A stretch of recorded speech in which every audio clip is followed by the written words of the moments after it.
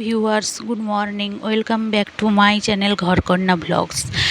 তো বাড়িতেই যদি বানানো হয় গরম গরম মুচমুচে আলুর চপ, তাহলে কেমন হয় বলো তো।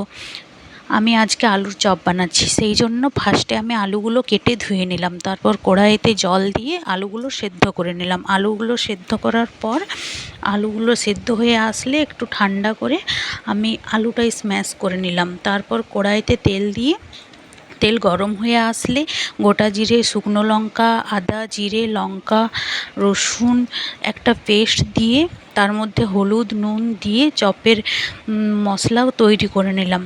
তারপর বাদাম আর ধনেপাতা কুচি দিয়ে আমি আলুর মশলাটা নামিয়ে নিলাম।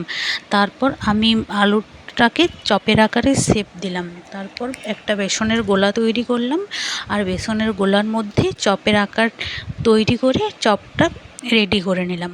তারপর বেসনের গোলাতে ডুবিয়ে আমি গরম তেলে ছেড়ে দিলাম। তারপরে আমাদের তৈরি হয়ে গেল সন্ধেবেলার গরম গরম মুচমুচে আলুর চপ।